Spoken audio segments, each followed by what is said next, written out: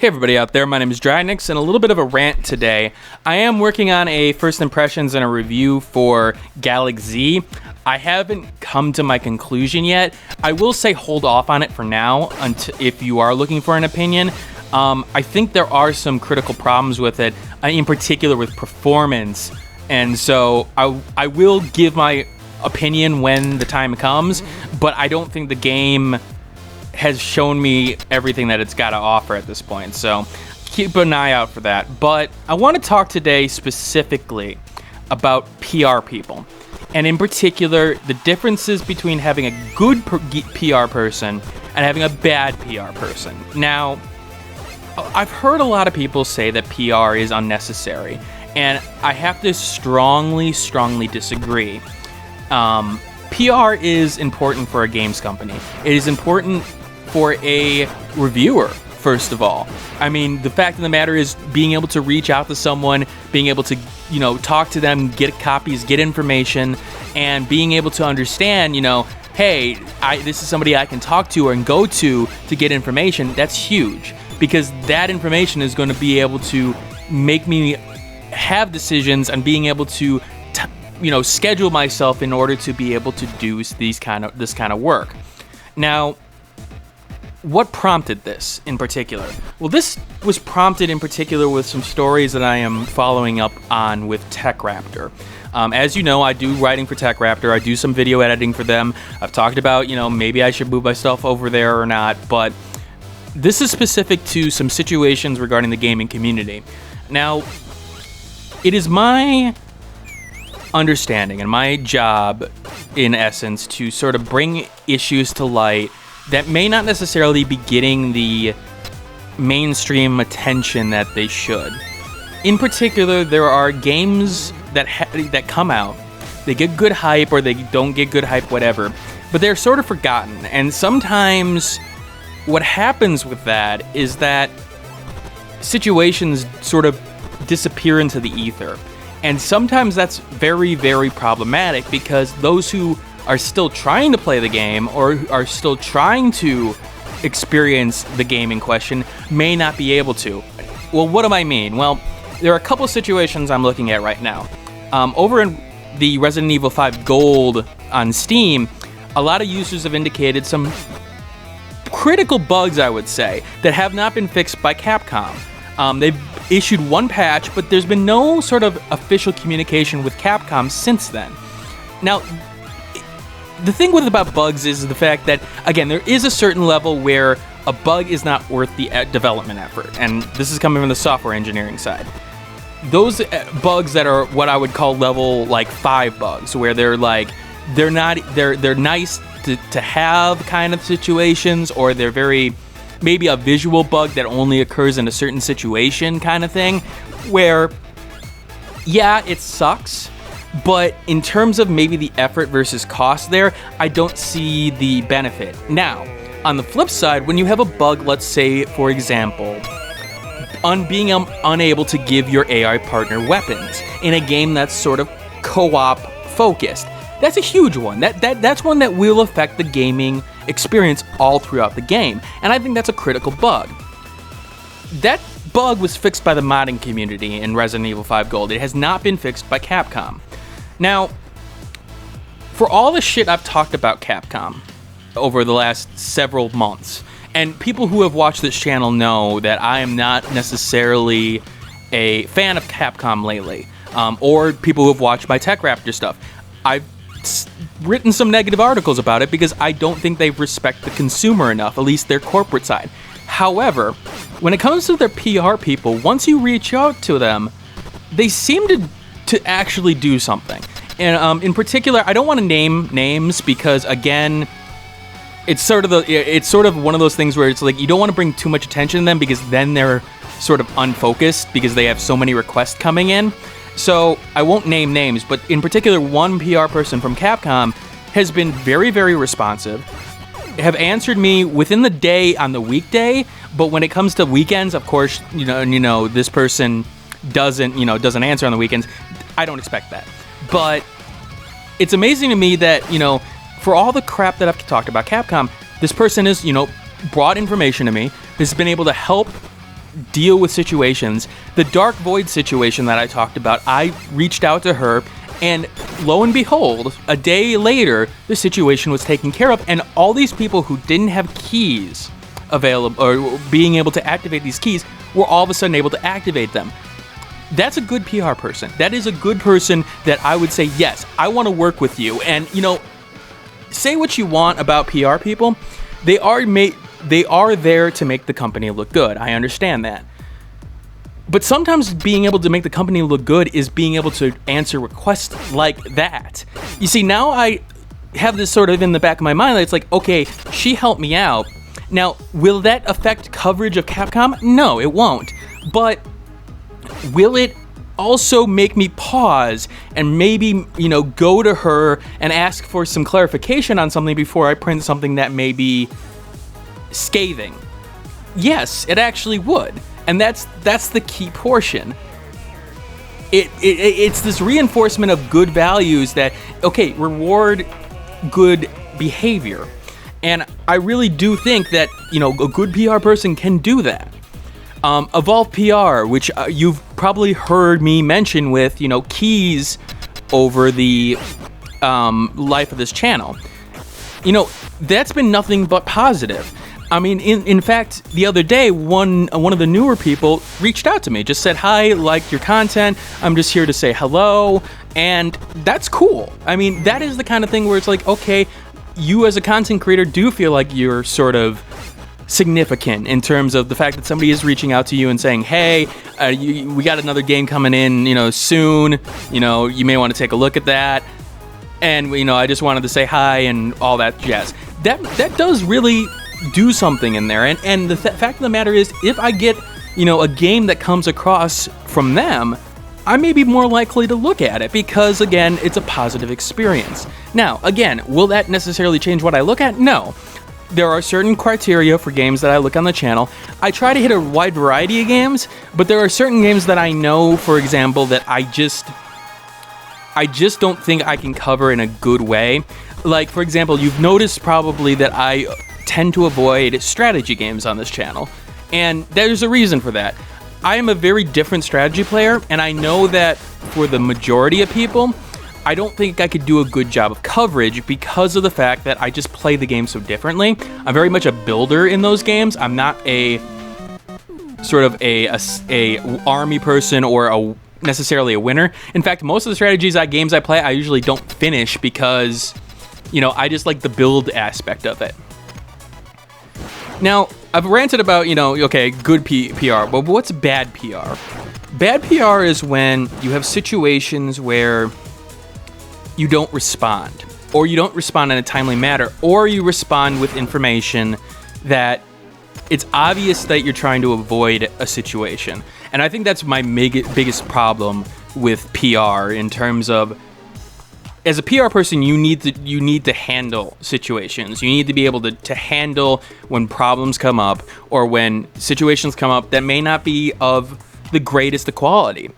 One thing that I'm working on in terms of the backlog for sort of Tech Raptor is following up on the Anno 25.5 story. For those who don't know, Anno 2055, I should say, it's a strategy game. It's a little bit different, but what's interesting that happened over the last week is that on their forums, it was indicated that the pre-order bonus of the beta was canceled, and it was going to be replaced by some skin for a boat, and there's a lot of controversy of that. But I try to follow up with that even after the story was reported because it doesn't make a lot of sense to begin with, because the game is supposedly going to be available at Gamescom and a playable demo. Now, it could be a vertical slice, as somebody pointed out to me, but what's interesting about this is the lack of information. Now, a community manager who, I give him all the credit in the world because, again, being a community manager or a PR person, it is a hard situation because you may have restrictions on what you can say or, what you can do. But that guy, gave the information, but it's obviously that he doesn't necessarily know everything. All he can do is report what he has. So I reached out to some Ubisoft PR contacts, and Needless to say, the initial response was concerning because it completely misinterpreted my question. Basically, questioning the fact that it's like, oh no, pre-orders are available, and me going, well, that's not what I asked. And so, we went back and forth for a couple minutes, and then I'm like, okay, let me re-ask the question in a different way to try to clarify what's going on. And then radio silence. Now, understandably, situations like the Anno 25.5 thing, if you don't know everything about it, you can't necessarily answer, but you write and say, let me follow up with that. The Capcom case, for example, the person said, look, we're still looking at it, but I don't have enough information to be able to give you an answer on it. And you see, that's the thing. That in itself is an answer. For me to say, okay, look, thank you for indicating that. I can come back to you if it takes too long, but at least I have something to work with. Here, there's this void of a true answer, and now it makes me wonder, are they avoiding the question? And I think that's the biggest problem when it comes to PR nightmares, is that when you have a lack of information available and you don't answer the questions from, legitimate questions. And, there are going to be questions that are not legitimate. I mean, let's face it, there are questions that you can't get into that doesn't, or like, what is your development process? Like, information that could be actually harmful to your game. Now, what got me on this rant to begin with? Well, Gamescom is going on, and that's a PR stunt in itself. That they're there to sell games, they're there to hype up games, and that's a whole PR situation in itself. And it's sort of the negative impact where questions don't necessarily get answered unless if you're on the ground floor. And I know that if you are on the ground floor, you may get answers, but to me, it's more so, okay, here's some information, but we don't really know. I think people don't understand the strength of a PR person. I don't think they understand how well a PR person can affect a project where just having a friendly face there is so useful that people just forget that, hey, guess what? That person is, fighting for you. This is pretty sensitive to me because of the fact that I sort of stood in a PR role when I worked at SPX Gen Fair at one point. Now, it was more than that. There was a project in Tucson, Arizona, regarding a mass transit system, and we've been having trouble getting that project delivered. Well, at least some of my colleagues did. Unfortunately, there are multiple elements of the system. I was working on the ticket vending machine at the time, and the ticket vending machine was working actually past the first test, unlike the others. But I was put into a position of project manager for that, and actually ended up being the presenter and sort of the liaison to the city of Tucson for Suntran. That was a whole different experience because, again, you're taking a software developer who's usually in the back room doing code, and I'm sensitive to customer requests and things like that, and I had done support at one point, but understandably, I'd never been in front of a customer before. I had never been that liaison for them. And understanding that good PR and what a project can do if a good person, an honest person, and I want to make that clear, honest, being forthcoming to the end user and being like, hey, look, all right, we understand that this isn't working the way that you want it to. Here's the reason why it's in this situation, and the reasons why I think maybe this is the better way of doing it, can be immensely better for a project, because surprisingly, humans react to honesty a lot better than dishonesty. We always get that impression of somebody lying to us. It's going to happen within your lifetime. And even if we're trusting, or even if we are going to give them the benefit of the doubt, there's always going to be a tingle of, when you run across that person, like, are you being truthful with me? Just being honest, even when the situation is bleak, can give a whole new sense of hope. Because the thing is, if they feel like you're fighting for them, then they're going to be willing to fight for you. And I think that's a huge factor in it. Now, of course, there are going to be situations where it's inexcusable, where it's, you know, you completely failed the project. Okay, no matter the greatest of PR situations there, you're not going to be able to overcome that. But having that face and having that person who wants to fight for you makes a whole huge difference. And I think that people need to realize that.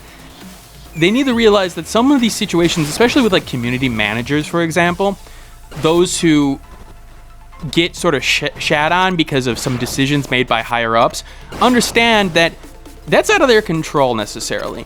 They may be fighting for you and they may be fighting as much as they can, but at a certain point they can't do anything.